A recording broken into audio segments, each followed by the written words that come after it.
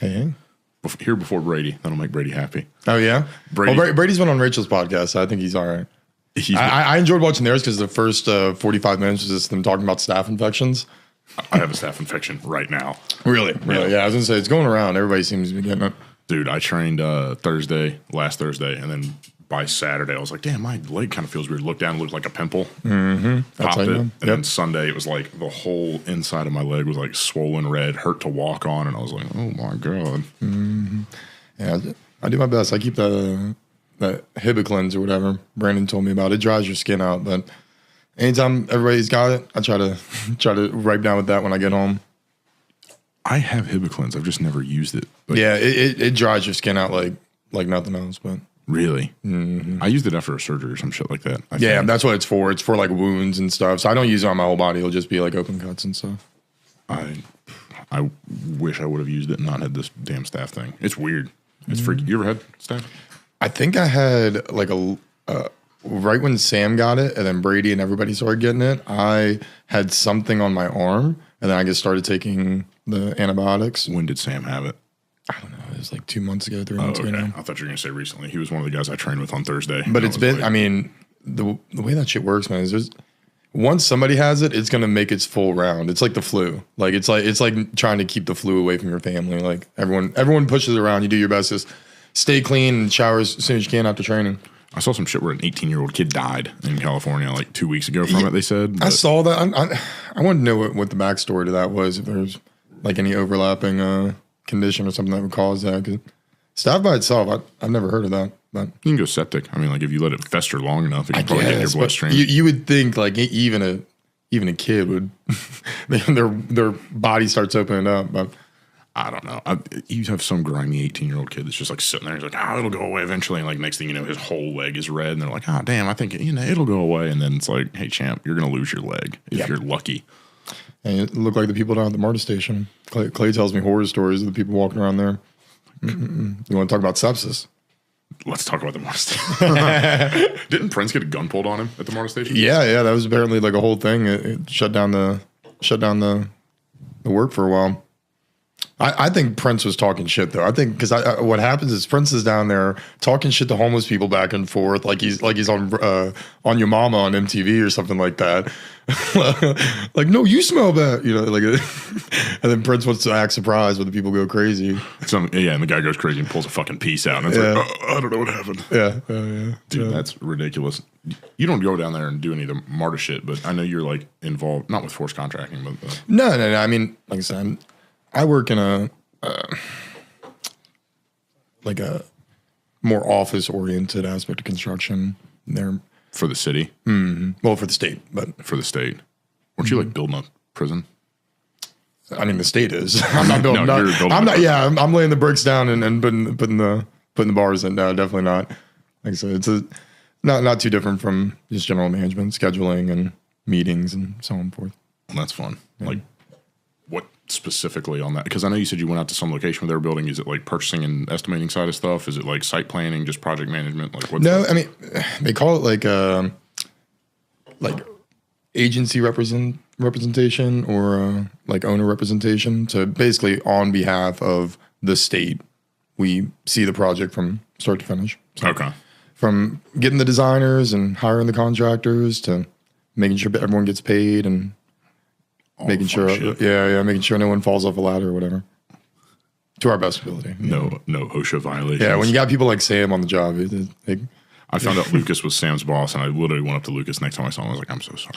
Yeah, no, I can't imagine. I mean, you have all these guys that train jiu-jitsu together, and some of them live together in the house, roommates and stuff, and then they also work on a construction site. They just are around each other all the time. So I can't imagine. I feel like I'd get tired of. I love Brady to death, but I feel like I get tired of him real quick. I don't know if there's many people I could spend that amount of time with where I wouldn't be like, hey, man, respectfully, I'm going to fucking blow your brains out. Right. Exactly. Fucking pull. I'd be the one pulling the gun in the fucking MARTA station. Like, all right, I've had enough of your shit, Brady. Mm-hmm. Brady sits there and makes one too many weird-ass jokes. But what got you into jiu-jitsu? I don't actually know if I ever asked you that. Yeah, it's a fun story, man. Like, so my roommate, Clay, we met working at a restaurant. Right before COVID, and we became friends And then we decided we were going to look for a place in the city together because we were up in north side of Atlanta initially. And we found the place right there where we're at now, like 2 or 3 minutes from Odyssey. And just so happened, maybe 6 or 8 months into living there, height of COVID, we were like, hey, we want to pick up some hobbies. So we started going and doing just like random stuff like playing darts and pool and chess and all types of weird stuff. And then one day he came home and he's like, hey, would you ever consider doing a martial art? I was like, yeah, that could be fun. You know, it's something you can do like a child class, whatever. So I Google searched like what's the most effective martial art. And I think the Google standard answer is Jiu-Jitsu. I had no idea what Jiu-Jitsu was. And then we just kind of showed up and we called Greg first and then showed up for a trial class in our shorts and t-shirt. And from that moment on, just kind of got addicted to it and haven't stopped since. So I thought we were going to be breaking boards and stuff. I thought it was like karate. I literally had no idea. I had no idea what we were doing. I thought there was going to be bags there. And we show up and they're like, yeah, come here and let me choke on you a little bit. These dudes are going to hug you aggressively. Yeah, exactly. Aggressively hug you. You showed up thinking you and Timmy were going to be sitting there doing turning side kicks, hitting boards and bowing and shit. Yeah, so it kind of just started as just like a pastime hobby, like something to do alongside with clay skateboarding or whatever. So we were doing it, and then probably about, I don't know, maybe 5 or 6 months in, I started to get really, really addicted to it, and I was kind of doing it every single day. And this was during COVID where I wasn't working as much, and honestly, man, like never had any intention of really competing or anything like that. Just enjoyed it. And then one day Greg was like, hey, we're all going to do this Naga. And that was back when Lenny was there. And it's crazy now to think about it. I mean, me, Will, I can't even think of everyone that was there, but guys that are now veterans of competing all did their first little Naga together at white belt. So what got you addicted?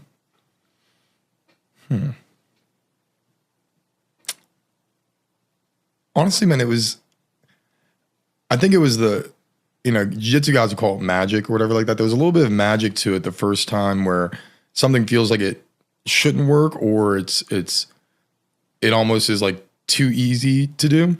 And then you get good at that one thing and you find like, oh, where I used to just kind of get pushed into the ground, now I'm able to kind of back this person off and with just this conceptual move of turning your hips to the side or throwing your legs this direction or whatever it is. So I think just like finding the first couple of those that at the time that it hit me, I just fell in love with it.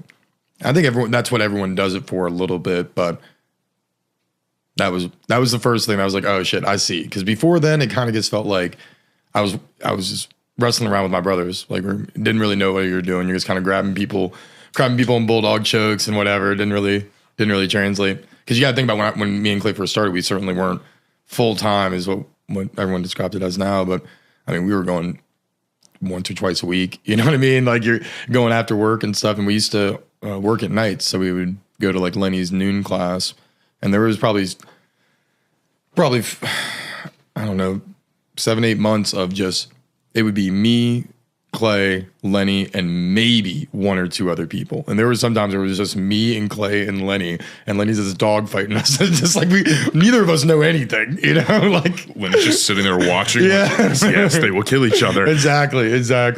Man, shouts out to Lenny. He's a man. It's funny as fuck watching people that are completely brand new just getting after it. You're like, what the fuck is going on? This is horrific, but I can't look away. I love it. Yeah, and that's kind of the second part, right? So like after you have that first initial like, oh man, look, this move really works and it blew my mind or whatever, then you get to see, oh, that person who just walked in have that same moment over the course of a couple months.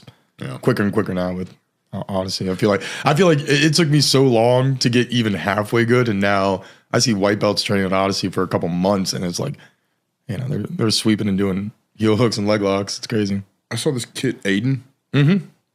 I watched him in class. Like, I couldn't train. My back was fucked up, and I just went to class and was watching. I watched him ankle lock, like 4 dudes in a row. And I was like, how long have you been training for? He's like, I don't know, 3 months. Yeah. Just fucking, like, steamrolling a bunch of white belts. And I was like, bro, your ankle lock is really fucking good. And I was sitting there, and I was like, bro, 3 months in, I was getting just dog walked by everyone. And he's a rock climber. And I've talked about this before. Like, I think rock climbing, as strange as it might sound, with the exception of judo or wrestling, right?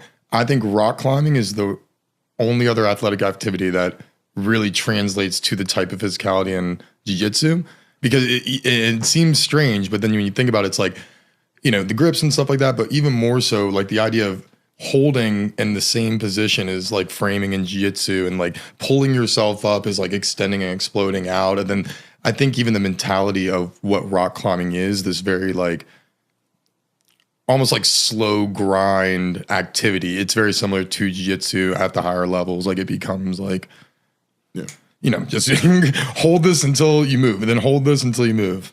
I was about to say the exact way that Brandon talks about passing is it's like you're climbing a ladder. Okay, well, what's more similar to climbing a ladder than fucking climbing up a rock wall? Yep. It's like, okay, get this grip, move here, just like inch, and then the next thing you know, you're in a completely... Plus that forearm grip, they got that real hold on to you. I was about to say, you have like wind up with wild static grip strength off of it. Because like him, Simon, there's a whole group of because I think that he's Simon's friend. Yeah. And they like rock climb together. There's a whole little group of them that come in now. It's interesting. I would love to rock climb. I just don't think I'm built for rock climbing. My fingers hurt too much nowadays anyway. I'm like, jiu-jitsu makes my hands hurt already. I don't want to climb up. And the thing is, like, if I was going to do any type of climbing, I feel like I would want to climb outside, and that's way harder and like a much different thing. And that's too intimidating. Inside sport climbing, that's for people who really love it, Seeing some of the fucking holds people can like manipulate their fingers into. I'm like, how the fuck are you balancing with your like 3 fingers tucked into some little whatever? I don't understand it. Yeah, man. It's wild. God damn, my fucking knee hurts. Knee? Yeah, I got hurt all at once. I fucked my back up, then fucked my knee up, then got staph. Yeah, like back to back. My back has been killing me lately. What'd you do? Man, honestly, I think it's overtraining, and my whole hip and lower back is kind of locked up. I need to start going and getting the stretch lab stuff. That shit sounds like it's a miracle. It's nice. I think it's like anything. You have to get the right person, because it's literally just like a massage, more focused on stretching you out. But, I thought you were talking about the guy that DK Danier, like Tiff. We'll see. I forget the guy's name. No, I've seen him before. I've never interacted with him. But no, the stretch lab, it's like a chain of places you can go. Oh shit! It's a little pricey. It ends up being like $50-$60, but I mean, a massage is right about that same thing anyway. If it fucking makes your back not hurt, probably well worth it. Yep. What similarity do you see between chess and jiu-jitsu? Oh, wow. I'm sure there's plenty of people who have answered that question with more skill in jiu-jitsu and chess than me, but... Fuck them. Yeah, exactly. my opinion on it, I guess, in jiu-jitsu and chess, once you get to a certain level, you're playing your opponent, right? And like chess people will talk about that a lot, because like poker or anything, it's not really... The rules of the game are relatively simple, just like jiu-jitsu is relatively simple. Choke them or break their limbs. It's pretty much the only rule, right? I think once somebody knows, okay, this is how I defend somebody from choking me or breaking my arm or whatever like that, I think you have to almost lull them into a submission. And I think in the same way, chess, it's kind of like really good chess players aren't just playing good moves, because they're both people are playing good moves. Like one person has to almost like innovate on what the other person is doing. And they talk about it in stand-up comedy, where it's like underplaying people's expectations, right? So knock, knock, who's there? Someone you weren't expecting. That's what's funny. And that's what also competing in any high-level activity is, right? You have to think you're going one direction and then really go the other direction. And then there's an endless chain back and forth of that. Yeah. Baiting people, all that fun shit. I remember when you started, you had that. You have like a rook tattoo or something like that on your ankle, don't you? Yeah, no. My roommate Clay, who's now a full-time tattoo artist, but when we moved in together, it was just like a passion interest of his. That was the first tattoo he ever gave me. Long before he worked at the tattoo shop, we just did it in our living room, and I think I got a rook piece. A friend of ours got a little dinosaur, and then I did a tattoo on Clay. And I can barely draw, right? Like I'm telling you, I can't color inside the lines. And then Atlanta Public Schools, baby. Right. So I did a bishop tattoo, which if anyone knows what the symbol of a bishop looks like, when it's poorly drawn, it looks even worse. But luckily, Clay is covered in tattoos, so it blends in. I think he just, in a nice way, he says it's his favorite one, but it's certainly not a quality tattoo. Hey, everyone needs one of those. I would imagine. I don't even. Where is it? He's fucking covered. It's on his like shoulder, like the end of his shoulder, like in between some other tattoos that he has, and then mine's on my inside of my ankle. I just remember seeing that and hearing you talk about chess, and I was like, there's probably a correlation between being good at chess and getting good at this shit. Well, I think it's anything, man. Like you know, no matter if you're talking high level of business or sport or whatever. Like, I think it's all about just kind of being able to see what the norm is, being able to live with inside the norm, but then being able to like take advantage of the gray spaces in between, right? Like, I mean, what is a good salesman and the difference to a bad salesman? It's these little micro adjustments. Tonality, literally like a specific phrase that you'll use, the way your inflection versus some guy being like, well, what's stopping you from buying the home? You sound like super needy. And also being able to like react to the person in front of you, right? Like, I mean, I never really sold anything besides working at restaurants and stuff like that. But, you know, like when I served, you'd have some people come in and there'd be, you know, a guy on a first date or just a general date. You can tell they relatively met each other. That guy doesn't necessarily want to spend $500 on the most expensive meal. What he wants is a good time and to feel like you're being taken care of, and that, you know, kind of being left alone when he wants to talk and whatever like that. Versus you have a family of 5 come in, they want you to interact with the kids and kind of distract them so mom and dad can hang out. So like the same way, it's just reacting to what the other person's doing or what the opposite side is of what you're doing. So if you're trying to sell something, it's like, okay, well, what do they want? You can't sell the same thing to everybody, right? That's fair.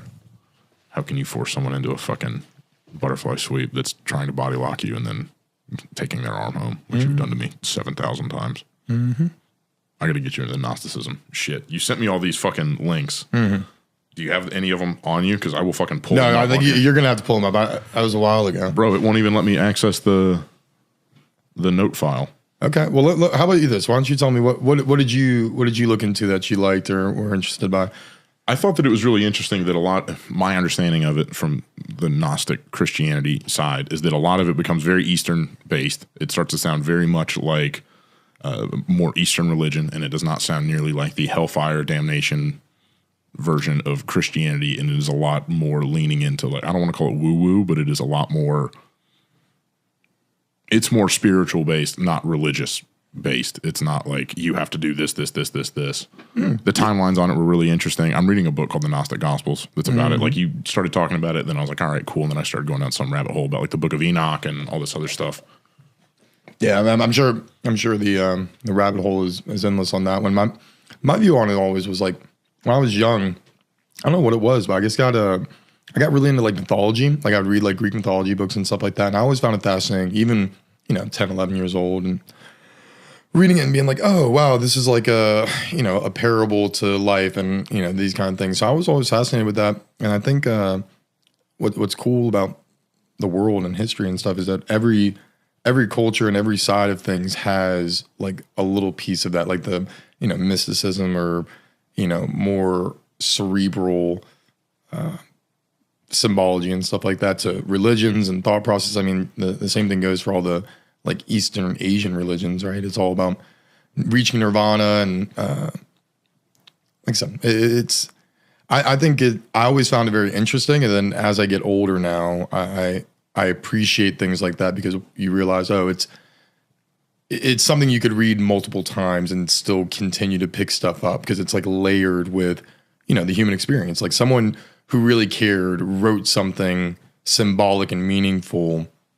I mean, it's not too different from art in general, right? Why do people make movies and write books? Because they want to move people and they want to make a statement in some way. Convey the human experience or what they were feeling at that point. Yeah, so I think there's just different levels to that, really, more so. Is like, you know, there's like a teen drama that's meant to like give a real basic moral story, right? Like, it's bad to cheat on your homework, right? Like, then that becomes like the moral of the whole episode. And then, you know, there's things that are so layered that it's talking about the waters interacting with the fire, and you know, then you have to kind of get real deep on the rabbit hole before you even start to somewhat understand it. And I think even people spend their entire lives studying every religion and every philosophy and every sacred text, so you can never really know it all. I think that at the core of it, that's really the best thing I've taken from reading symbolic works is always like, you're never going to know it all. So enjoy what parts of it you know and try to be the best person you can, because there's a lot of knowledge out there and no one can hold it. Have any of them related to, or have you related with any of the works or any of the religious type texts that you've read more than others? Yeah, I think yes. I think different philosophies are written for different reasons and are for different people. And I think like where I'm at now, I get really jazzed up by like the different warrior texts, right? So like Miyamoto Musashi and kind of like samurai texts are really interesting. And then even reading like about like the Roman gladiators or the Greek heroes and stuff like that. All of that's super fascinating because I just recently watched a video on YouTube that was a historical analysis of what the daily life of the gladiator fighters were. Like what did they eat and how did they train and what did they do every day? Like stuff like that is so fascinating because to be that person would be a very intense lifestyle. You might die younger than me and you are right now, right? And the same thing goes like samurais in feudal Japan or whatever. It's a hard lifestyle, so they end up having like philosophies that are really, really important and very like specific, right? Like the Miyamoto Musashi has like a list of rules called the Decado, I believe is how you pronounce it. That basically is like all one line rules that are relatively like pluralistic. Like everyone can kind of pull from them, like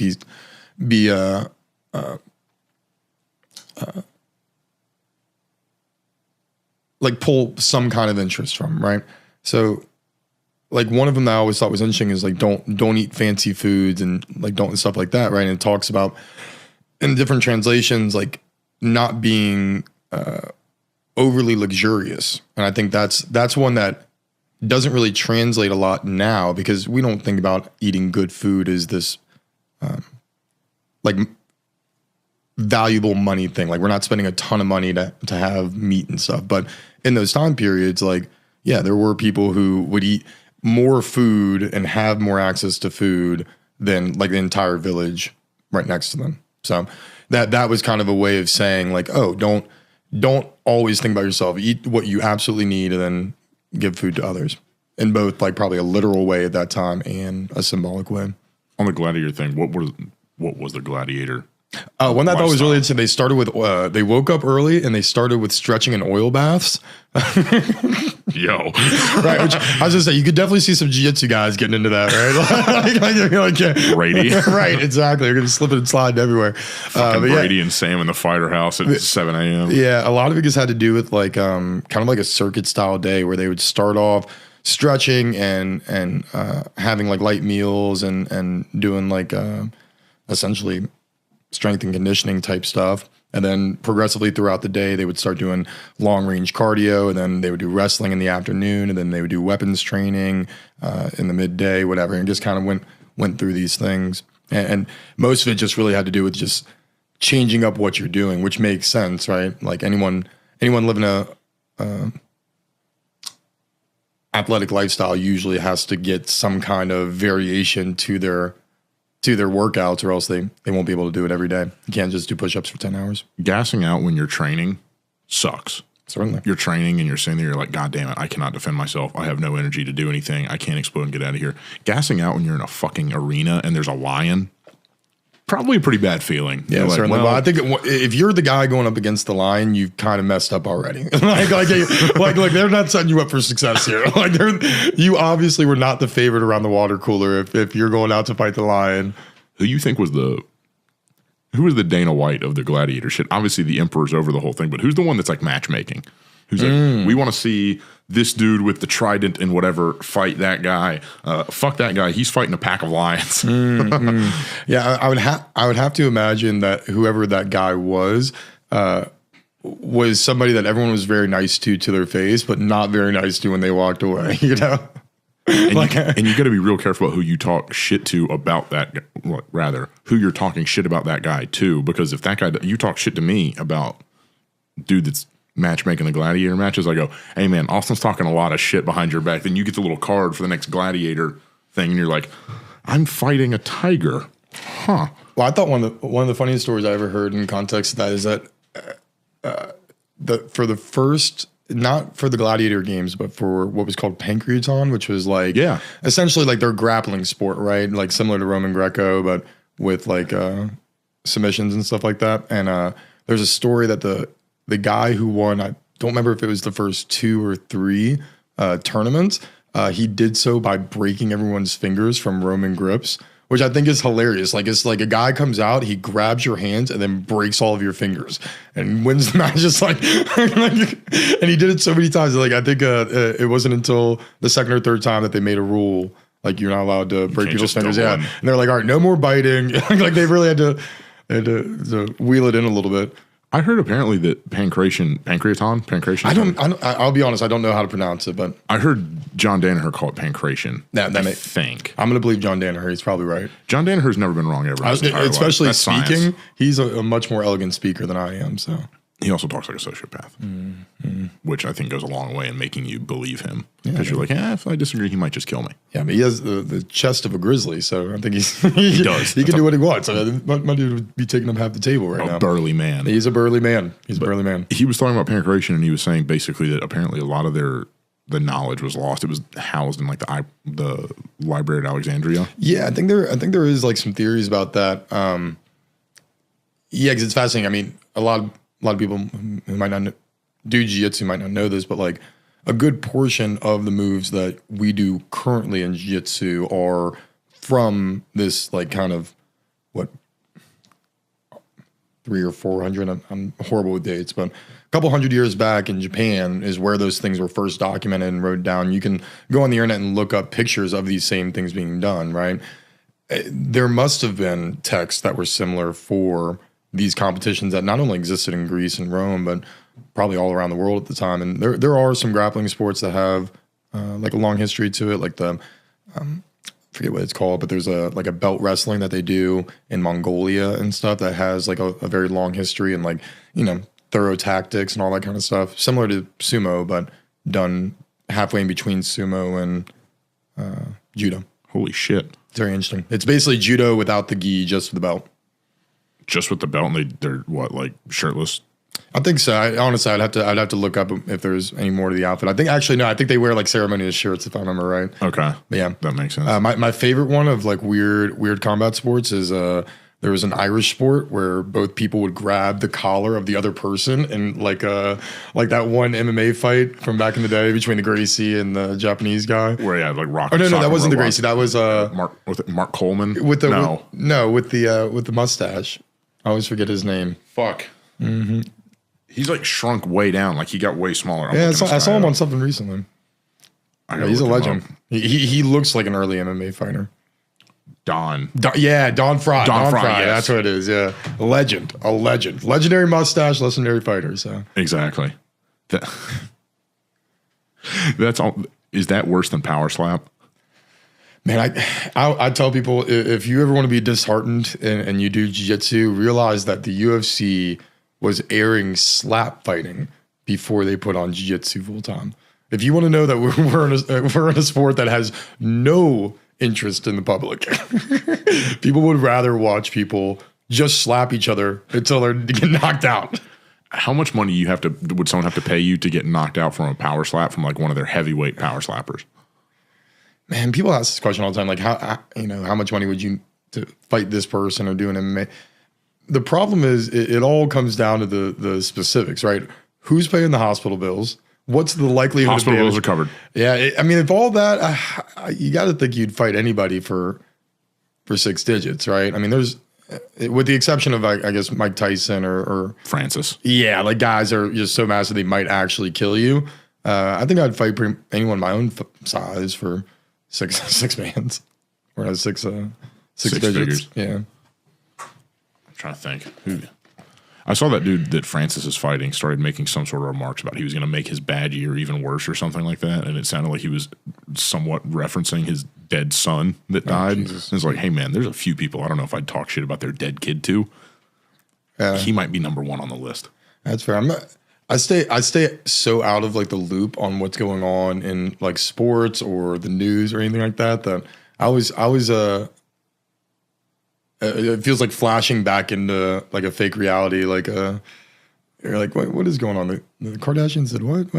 Again, like I try to stay out of everything I possibly can. There's so much drama and nonsense going on in the world nowadays. It's like people make money off of it. That's their whole shtick, right? Like it's you get people all fired up, no matter if it's political or just something outrageous. It's all just to get people's attention. The celebrity shit I can't get behind. I just follow fighting like a psychopath.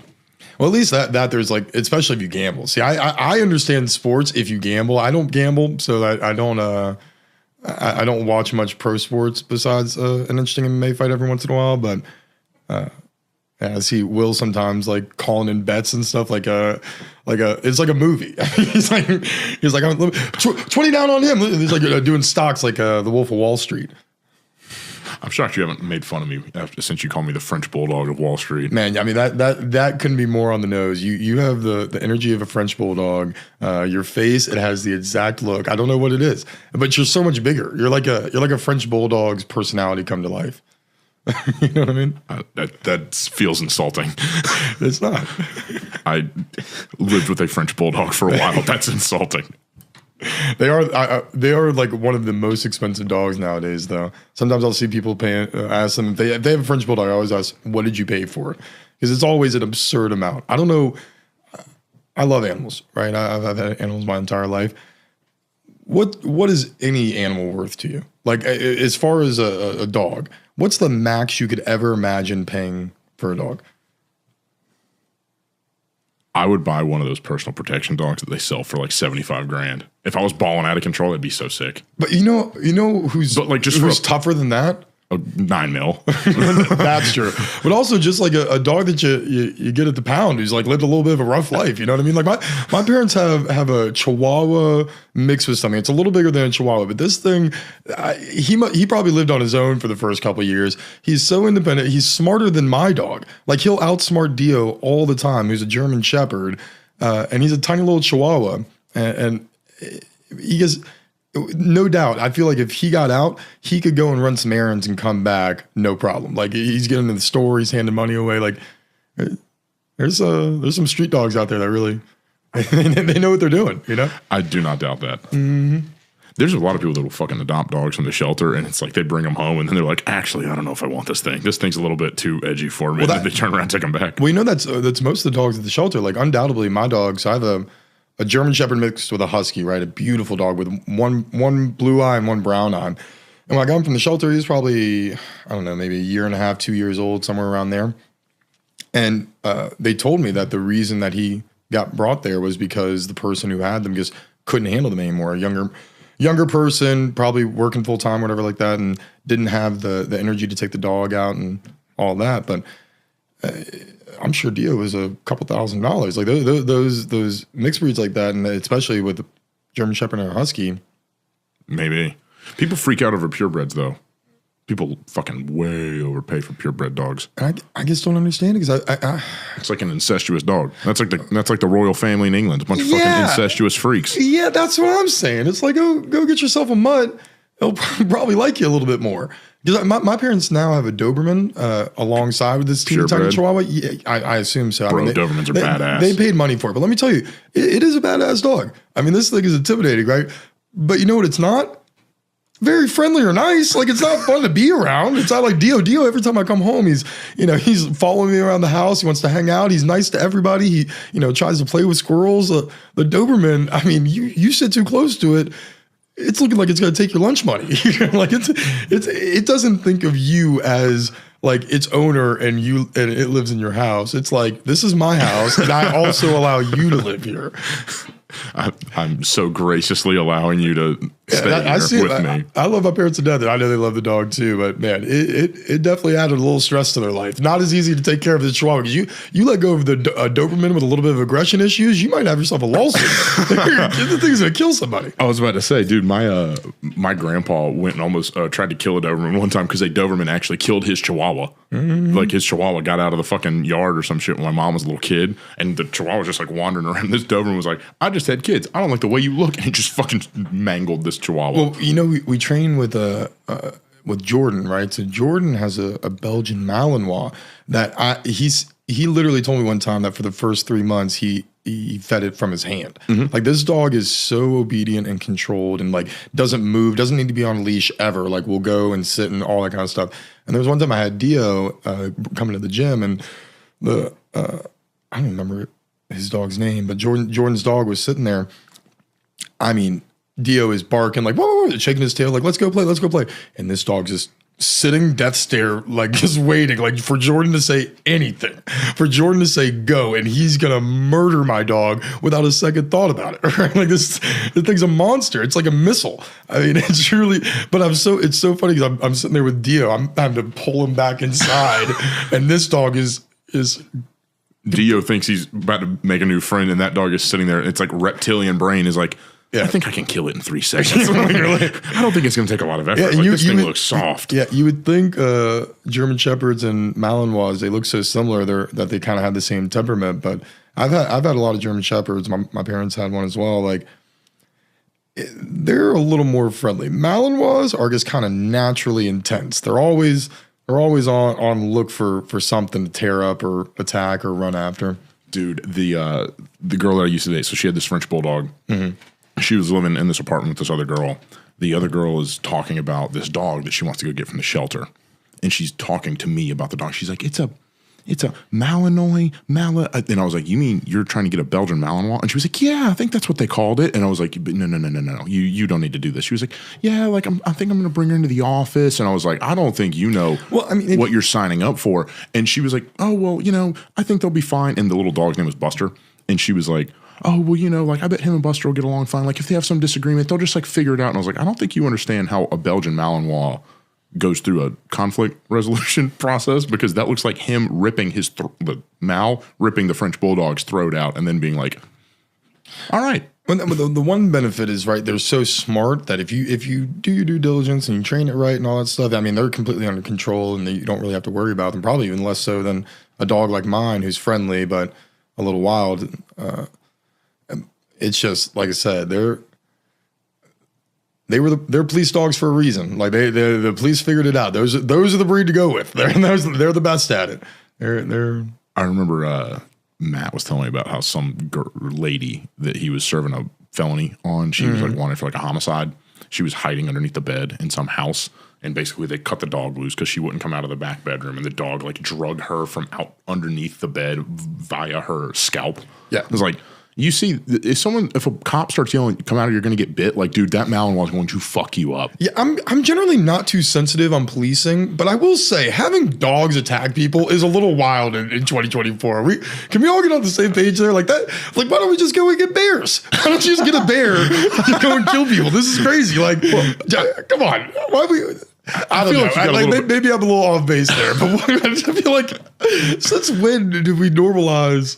attacking people with animals? They've been doing that forever, though. I get the dog thing. I get the dog. It's trained well, whatever. I mean, maybe, hopefully it doesn't attack a kid. That'd be a bad look, but, Well, but even attack, I don't, man, like I said, maybe that's just my own fear, because I do have a legitimate fear of getting attacked by a dog, and I've luckily gone my entire life with never having any kind of run-in like that. I had one time walking around my neighborhood where I was growing up at. I was probably 9th grade or something, and there was a pit bull, just no leash, no collar, nothing, just by itself on like a walking path that I was going around. And I remember like looking at this dog, and it like, kind of dug its feet in the ground and was growling at me. And I was like, all right, I'm going to walk around. And I did like a semicircle around it. And as I was doing a semicircle, it jumped at me. And I just remember hitting it right in the nose, and it like fell back. And luckily pit bulls, although dangerous, are not exactly the most agile creatures. No. So it fell back and kind of like squished around, and I just took off, and they'd come after me. Bro, pit bulls, like, I don't know what it is about pit bulls. They attack people at like a crazy clip. Like I said, I don't know exactly what that is. Plenty of people have talked about it, but like, yeah, pit bulls represent like, I think the largest portion of like dog on dog and dog on person.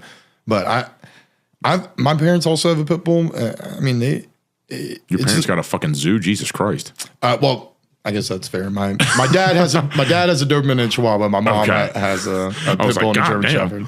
Yeah, split home. What kind of stuff? Okay, same. Yeah, rough childhood. But yeah, no. Yeah, I mean, some pit bulls are the sweetest things ever, and you can never even imagine them hurting others. And then there's other ones that are always on the edge. Always on the edge. So Greg's are sweet. Yeah, I mean, Greg's is like I'll be honest with you. I'm not scared of that dog in the slightest. I mean, it's like a big old pillow, right? But I knew one pit bull one time where I was in this guy's house, and he went to the bathroom, and it was just me and the dog. And the dog walked right up to the door, stood right next to the door, stared at me, and started growling. And I was like, yo, can you come do something with the dog? Because like this thing looks like he's about to fucking take a chunk out of my leg. Yeah. I was seeing a girl for a while that had a Rottweiler, a full-grown male Rottweiler. Hell yeah. Oh, my. That's a red flag. If a girl's got a dog that big, that's a red flag. You know, it's funny. Certainly a red flag, dog. 100%. No, nevertheless, you want to be intimidated on a first date. Go back and see a Rottweiler that just sitting there staring at you for 20 minutes. And they tell you that Rottweilers do that because it's like a cat purring. But I don't know, man. I don't know. They're just constantly growling at you. And they'll just push you over, knock you down. Were they like showing their teeth and shit? Not even like showing their teeth. It's like a low growl. It's like you can hear it though, because they're 100-pound dogs or whatever they are. And it's just sitting there going, and you're just like, dude. The place that I used to live, there was an apartment building across the street, and I swear to God, everyone in that apartment had a fucking Rottweiler, Cane Corso, Doberman, or Pit Bull, and it was like these fucking Rottweiler, like these people be walking out with fucking Cane Corso. That's a small horse. Yeah.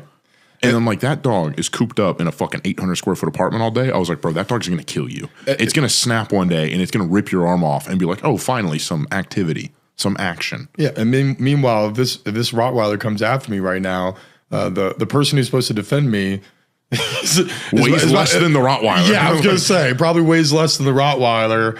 And has had 3 margaritas. You know, like I might die to this dog. Talk about a crazy 911 call. Is coming to a dead person from Rottweiler attack. The girl's drunk. Yeah, it was a first date. It went really well. We showed up here, and then my Rottweiler had other ideas, and it ripped his arm off, and he bled to death on my floor. Yeah. I tried to stop him. I'm kind of drunk. Yeah, craziest domestic violence call ever. That's a tough way to go. Yeah, certainly. Oh, fuck.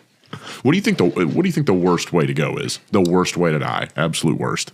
Well, it depends. There's two routes you can go. Right. The worst way physically, like what would probably hurt the most, or worst way, like people have to tell that story, or like you're, whatever. I think worst way physically, for me personally, would probably be like a fire or something. And people say that you pass out, yada yada. But there's certainly a period where that sucks, right? and I don't know how long that period is, but that time probably sucks. Asphyxiating. Yeah, like I grew up in the water and stuff. Like I swam a lot, and I used to go in the ocean every summer. And water doesn't freak me out as much, and I don't really know why. Actually, I have a funny story about being stuck in the water. So, I lived in Costa Rica right when I got out of high school, and doing like some animal conservation stuff. Basically, because you go down there, they give you a place to stay, you help on a sea turtle farm, right? And where we were at, there was a beach that was literally 100 feet from where we were staying. So it's like an animal conservation. And the first day that I got there, I was like, it's been such a long walk to get here. And there's this whole travel from a bus to a taxi to a walk, So I'm like, all right, I'm going to go jump in the ocean. Like I said, my mom lived in Florida for a period of time, and I grew up going to the ocean. So I'm pretty confident. I jump in, I'm swimming around, I'm having a good time. And for those who don't know, there's something called a wave break. In most places, like most beaches that you'll go to, there's going to be like a wall that's created, quarter mile out or whatever it is, that basically causes the waves not to get insane in variation. So we were did not have that. So when I got in the water, the waves were maybe, 3 or 4 feet tall. And then as I was in the water, it switched to high tide, and these waves started to get to like 10, 12 feet. And it's like, sucking me out farther and farther and farther. And by the time that I realized, like, oh man, I'm getting like pushed out, I look back at the beach, and there was the 2 girls that I had traveled to get there with, and they were the size of ants. Like I could barely see them. I couldn't make out which one was which. And I realized, oh man, I gotta go back.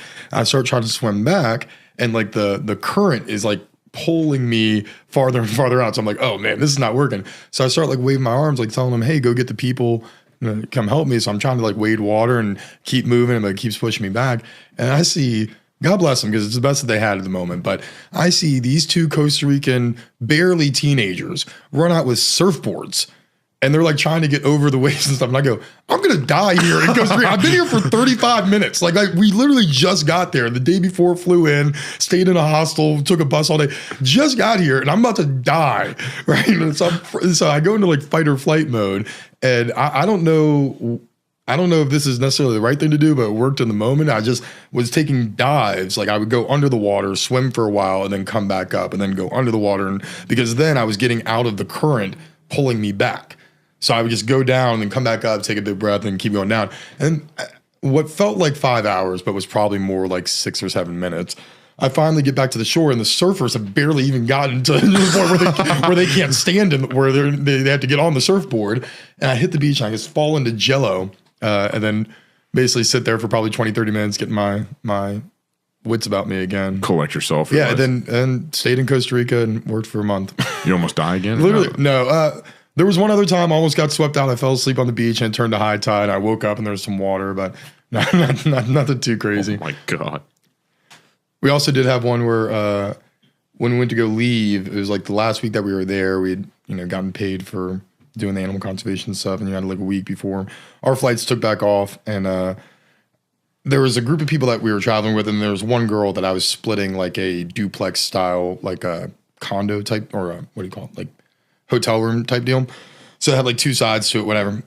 And I told her, hey, you take care of this thing and I'll take care of the hotel payment or whatever. Because for some reason, I would have to hope that in Costa Rica now they take deposits and credit cards and stuff like that, but they didn't like ask us for anything. Like we just like booked the room and it was like $14 a night or something like that. And then we're like, yeah, we're going to stay for a week, and we were supposed to pay at the end. I don't feel good about this, but I was 17, so give me a break. I just ran out of money. Like we were leaving the next day and like I literally had like no money. I had my plane ticket and everything that I needed to get back to the airport. So I just told the girl, I was like, yeah, we got to leave really early. She's like, oh, okay. And so we wake up and it's probably 5 or 6 a.m. or something. It's still dark out. And I remember I was just like, yeah, no, I paid for it. And we started leaving. And then right when we were leaving, the people who owned or operated this like little hostel area that was on the beach like came up, and we see him in the truck, and I just tell her, run. Start running. And guaranteed, I don't even think they were thinking about that, probably wouldn't even care that much, but like in my head I was like, these Costa Rican people are going to come kill us. They're going to come for blood. Yeah, because I didn't give them their $36 or whatever it was. Jesus Christ. Yeah, that was a fun one. Don't send your 17-year-old to Costa Rica. They don't check a lot of things there. It was a wild vacation. Oh my God. I had to stiff a cab driver one time on some money in Mexico. That story I told you about the gun where the dude tried to say that I had the handgun. I don't remember this. I went to Mexico with this guy I thought we were going to be selling condos down there. He forgot that he had a loaded 9mm in his bag. Flew from Atlanta to DFW to Puerto Vallarta. Give me a break. Like the Border Patrol's never seen somebody with a gun crossing the border before. I'm pretty sure that's happening. Give me, you're probably the nicest guy to ever bring a gun to the border. You know, like, dude, his bag didn't get there. Whole bullshit. The next day, his bag got there. They detain him at the airport when he goes to get his bag back. He had fucking hollow tips. Like, what are we doing? And then he started trying to get me to say that the bag was his. Long story. And so the next morning, I was like, fuck this guy. I'm leaving. And I get in the taxi, go. The guy was like, oh, well, I don't take credit card. And I had like very few pesos left. And I like went into some, I forget, it's an OXXO. It's like their equivalent of like a QT. I can't remember what the deal was. I couldn't get cash. I could get cash back. So I bought like a fucking energy drink or something. I got the most amount of cash back, went back to the guy. This was like 5:15 in the morning in fucking Puerto Vallarta. There's like no one there. And we're like next to the airport. And I was like, here you go. And I gave him all the cash and I already had my bags. And he was like, no, like you still owe me whatever. And I was like, sorry, champ. And just like scurried off into the airport because I was like, I'm not getting stuck here. Like, have you ever dined and dashed? That's one that I've never done. No. Like that I feel like that's a common one teenagers will do, but I never had the heart for that. I don't have the heart for it either because like, you know that they're going to take it out of the fucking server's pay. Like you're just fucking the server over. Yeah. I do have one of the best shoplifting stories ever, where when I was 18, 19, something like that, just moved into my first place, and I was like, oh, I'm going to have like a little housewarming party. I invited a couple of my friends over, and I was like, all right, I'm going to go to Walmart, and I'm going to buy some stuff. And I was going to buy groceries and all these things. So I go into Walmart, I buy I get a bunch of groceries, and I had the genius idea that I was going to take like a 24 pack of Sprite, like the boxes. And I emptied all the Sprite out. And then I put a 24 Pabst Blue Ribbon in that box and then like sealed it up or whatever, and then scanned it when I went out. And all the shoplifting guys were like laughing at me. They're like, that's crazy. I was thinking we watched you the entire time. And I remember, did they stop you or were they just... No, they stopped me. I got arrested. It was like a whole thing. Like, yeah, it was like the first time ever. Like, obviously I was there for like 45 minutes. I was in and out, but yeah, I remember, I had to do like the shoplifting anonymous classes. And it was all like young Latino women that had been stealing a ton of makeup. It was me, like one other young guy, and then a bunch of Latino girls that had stolen a bunch of makeup. I think they were all together, like they had gotten caught together. A makeup ring, literally, which makes sense. I mean, that's bro. Girls are kleptos. That's like one of the common ones, right? Girls are kleptos. I know lots of women who, if you go to a brewery with them, you go anywhere, they're stealing something. They're like, oh yeah, like let me just take this very nice glass, and they'll shove it in their purse and walk out. And it's like, what are you doing? And then like you go to their place and they have 72 beer glasses, and they're like, oh, we're looking at you, Amanda, Brady's girlfriend. Yes, she steals glass everywhere we go. Yeah, that's it's crazy. Par for the course. I don't understand. It's like, how many glasses do you need? They do it for the thrill. I get it. I kind of respect that. That's like love for the game. You're just committing crime you don't need to commit just because you fucking love it. Like that's a passion thing. Kleptomania, if that's a very like feminine crime, I think a very masculine crime is like running away from the police for no reason. I was going to say drunk driving, but that works too. Don't drunk drive. That's bad. Yeah, no, like you ever see the squeeze Benz guys, like the dudes up in New York who are like it's not even like racing, because racing involves like getting to an open area and then just going as fast as you can. It's like GTA style maneuvering. Like they just like go up on the sidewalk and then come down and like do 3 loops. It's like, what the hell is going on? Yes. Dude, there was some guys that I watched that do like, I think they call it like cannon run or something like that. That's like the cross country one, right? Yeah, but like that's legit. They'll do this crazy shit though, where like one of the guys got pulled over, and I remember this video so clearly. This guy gets pulled over, and he was like in some shit, and so his buddy's like trying to bail him out, and his buddy basically cuts over onto the shoulder, like within sight of the cop, and then whips back over, cuts over like 3 lanes, and takes off. And so the cop is literally like writing this guy a ticket, sees that coming from behind him, jumps in his car, takes off after the other guy just to like get his buddy off, like fucking running from the cops. That shit seems fun. It would surely be quite exciting. No, undoubtedly, I don't have the heart for it, but I don't have the heart for it just for the fact that I don't want to wind up doing the jail time of what would come with that. But do you know how okay, think about it this way. How fun would it be? How fulfilling would it be to think through, execute like a bank robbery that involves like a run from the cops, like in real life? If there was a simulator for that, like an escape room style sim, I would pay untold amounts of money to be able to try and plan a bank heist and get the fuck out. I feel like the problem is nowadays, it's not doing the crime, it's getting away with it, right? Because there's so many cameras and all that kind of stuff. It's not the Wild West anymore. Like I remember the most clever one I ever saw, because I watch those YouTube videos sometimes, like the big heist ones and stuff. And there was a guy, I want to say it was in Canada, and he did a bank robbery by himself, where all he did was he found out that you could get into the drop ceiling, which, like, if you don't know, the square ceiling tiles you'll see in office buildings and stuff like that. Like, there was just a security flaw, and like the wall didn't go all the way through the drop ceiling, so he was able to go from like one of the little waiting lobby areas that was open into the building, and then just get all the cash that was, I guess, sitting in the registers and stuff like that. And he got away with it. He got away with it for like a good period of time, but they ended up somehow tracking him down because of the money that he spent has serial numbers on it, whatever. Bank robbery is a really inefficient crime now, because unless you can get into the vault, or unless you can get into the security deposit boxes. Like, my dad's a banker, and I think he said his banks have been robbed like 2 or 3 times. Like, one of the times he was in a boardroom, and their boardroom had a door that opened into the main hall, and they had an alarm on it, like, or basically like a fire alarm that was just red that would turn on. Like, if the teller hits the button, hey, don't come out into the lobby, because the number one way people get killed in bank robberies is the robber gets spooked. Mm-hmm. Like, he doesn't go in there with the intention of shooting someone. He goes in there, some guy walks into the room, he freaks out and shoots him, just panics.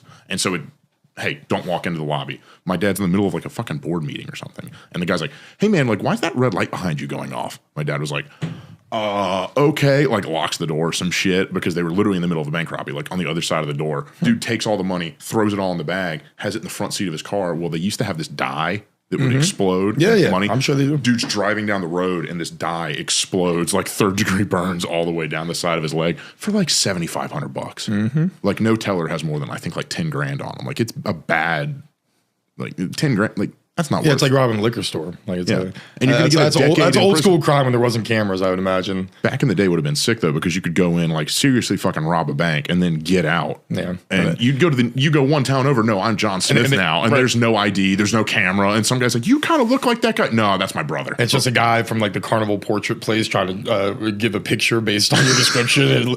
And ends up looking like Curly from Three Stooges. Not even close to accurate. You're just running around robbing banks. That's sick. Yeah. I think that's a good crime. Dude, I don't know. Robbery's a cool crime if you do it without, hurting people. Sure. Like, what's the movie called where it's like Robert De Niro and they run into is that Casino? I don't remember. I'm the worst person for films ever. That's fair. This is not good podcast fodder anyway. Movies fine. We can't remember. Exactly. Hey, what more do you want? It's what white dudes on a podcast. Yeah. You worked in the strip clubs in Atlanta for a long time. Hell yeah, that's an opening. Let's go. I was about to say, that's the one thing that I wanted to get into was I was like, all right, we got to dive into that shit. We got like 15 minutes. Okay. Yeah. What do you want to know? Dude, I don't know. Just crazy shit that happens working in Atlanta strip clubs. Yeah. I'll, just to give context, I guess, I had a friend of mine that was running a company, and when he first told me about it, he said it was a valet company, right? Like parking cars and stuff. So I was like, yeah, cool. And it was 10 years ago now, and it was $25 an hour. So it was pretty good for the time being. And, it was not just like strip clubs. It was basically clubs and restaurants, like whatever, they could get contracts for. And people, a lot of times when they think valet, they think about someone parking your car, which is why it didn't really fit what we were doing, because we were just doing parking lot extortion, where like we would go and make a deal with the people who own the club or restaurant and be like, all right, we're going to charge for the parking lot and give you 50%. Everyone that pulled up paid $20 and they parked their own car in the parking lot of the establishment that they're about to go pay to get in the door, then pay to have drinks. And I mean, it was true extortion. But that's Atlanta nightlife for you. So yeah, I mean, I did that for like 4 or 5 years and worked definitely some crazy places. Met a lot of like relatively famous local people. But you said they were all like Campbellton Road down there? One of them was, yeah. One of the places I worked for the longest was on Campbellton Road, which was a wild one. Deja Vu, if you know it. You seen any wild shit? Oh, man. Every weekend. Craziest shit you saw working? Craziest? It depends on what avenue you want to go, but I think one of the best stories, and this is 100% true, and everybody can go back and check it, right? So at the one on Campbellton Road, one day I was working, and all of a sudden, a guy, a middle-aged black man with a cowboy hat on, pulls up on a horse, riding a horse. And for those who don't know, maybe you're not around Atlanta, Campbellton Road is in the center of the city. It's right south, the center of the city, right? And it's certainly not a place you'd commonly see a horse. And he comes up, and I remember him asking me, how much are you going to charge me to park the horse? And I was the only person there, so obviously I said, nothing, please let me ride your horse. So the cowboy goes inside, and I later find out that apparently that's Usher's cousin, and that they own like a horse farm on the south of Atlanta, and something along those lines, but everyone knew who this guy was. So then I proceeded to roughly 2 or 3 o'clock in the morning, ride a horse around a parking lot of a club that I was working at, getting money from people for parking, like taking it off the horse and riding around, because it's very well trained. Do you have a picture of this? No, I wish going back, I never took pictures of anything back in those days, just because that wasn't the environment that you're in, that you're like taking pictures. You never know what a story would be. But I do remember the funniest ending to it is that the Deja Vu, for people who don't know, is a late night establishment, meaning it pretty much stays open until like 7 or 8 a.m. So we would leave like 4, right? And I remember the guy with the horse didn't leave by the time that we were getting ready to leave. So I tied it off in the front of the club to like one of the posts for the parking and just left it there. And I think about that very often, because like, man, I guess a horse sitting there in the front of the club, like chewing on Black and Mild butts, and like it was wild. It's truly crazy. But yeah, that was the funniest crazy thing. And then you would just see, man, I've seen so many fights and and like weird car accidents where people drive off the side of a ledge or get stuck on a curb because everyone's partying, having a good time. So fucked up driving home. Oh yeah, man, you'd see the craziest stuff with that, but that's the lifestyle. And you know what it made me do is it made me never want to go to clubs again. Like I have no interest in any of that now. I'm like, yeah, it's weird, especially when you realize like how much people get taken advantage of in different ways. I mean, even us, like, you know, guy that pulls up and he goes there every single weekend. We know him by first name. Yeah, it's $5 to park. And then next guy pulls up like, hey, I've never been here before. It's my first time. Yeah, let me get $50. You know, and like, and you're pocketing 20, 30 of that. So I mean, people, you get taken advantage of at every level of it. That's why you're going to be around Atlanta. You gotta get a sharp eye. Nightlife in Atlanta, that side of nightlife in Atlanta, I have no desire to get into whatsoever. Oh, it's a good time though. Like I said, you've never had a better time than staying out until 4 or 5 a.m. at late night spots. But you take me to Deja Vu and we'll do that. I have no. It's moved like 3 locations now. Places like that, they move locations, change the sign. Now it's spelled different. You know what I mean? Like it keeps it on the roll. You know. I was about to say they're definitely not running from anything, but they keep changing location and name and whatever. Yeah. No, that was an interesting spot, and I worked a couple interesting ones. I did. There was one time I think the most interesting story as far as people I met there. Andre 3000 from Outkast. Both of him and Big Boy came to do like a feature at a club that I was working at. I just remember, like, I'd met a lot of celebrities, like the basic ones you would see around, like T.I. and Young Thug at that point, and Buck, and like all the rappers that still live in the city or whatever. But Andre 3000 is somebody I genuinely liked. Like, I appreciate his music and stuff. So I was really happy that when I met him, I parked his car, brought him his keys, whatever. And I was like, hey, man, I just want to thank you for your music. I love your stuff. I've been listening to you since I was a kid, which is, you know, true. I probably listened to it when I was 5 or 6 years old. And he's like, oh, thank you. And like shook his hand. And I told him, hey, I'll bring your keys inside and like drop it off to you when we move your car around or whatever. He's like, all right, cool. So, you know, he's in the club for an hour or two and I go to drop his keys off. We moved it up to the front for him and stuff. And when I walk in, he's like in the VIP section. He has his bottles and stuff sitting there with him. And I went to go hand him his keys.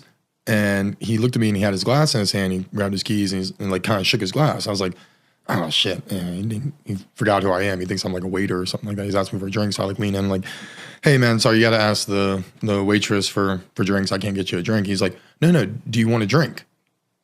I was like, oh shit. And he like poured up like a shot and like cheers me and we had a drink there. And there was a lot of dudes that, you know, even semi-famous people, nobody from the Real Housewives of Nobody, they would act like they were the most important person in the room.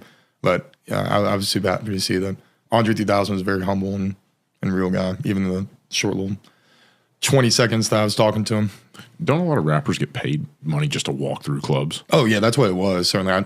I have no idea what they must have paid him to come and hang out that night. Like, they didn't perform or anything. It was literally because they pull up in some cool cars, they park it out front, they walk inside, they stand in the VIP section, everyone knows they're there. And they get paid. Mm-hmm.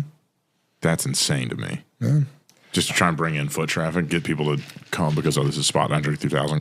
Yeah, and I think they promote it, and then, you know, kind of it brings an audience there, and I think even more so, it's like to take pictures and say that he was there after, so then people come. Promo material and shit for it. Yeah. I know that they get paid a crazy amount more to do club shows. A lot of rappers get paid more to do club shows than they do to actual like concerts.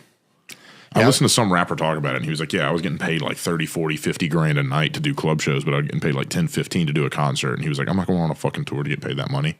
Yeah, I've seen them talk about that before. I think it's all probably the dynamic of what part of your career you're in or whatever. Like I knew the Bankroll Fresh pretty well. He was kind of a regular at one of the clubs I worked at. And again, another super genuine guy that I had a couple conversations with. And he ended up passing away on some crazy stuff. But like, I mean, that's all he did. He was kind of a real street guy. So he wouldn't even just show up to clubs. He would like go to your restaurant. Like if you were opening a restaurant, you wanted Bankroll Fresh to be there, you know, give him $5 grand. He's going to show up and, you know, make a video out in front. Like, I mean, he was a real hustler, man. And like I said, I think it's all the dynamic of what your audience is. I'm sure for big rappers that can sell out an arena, it's probably worth it to do so. But for guys that are more local, it probably makes sense just to they just get paid to go do clubs. Yeah, and just promote stuff on their name. I mean, shit, that's unfortunately the world we're all going to be in soon. We're all going to be doing our social medias so that we can have a sponsor and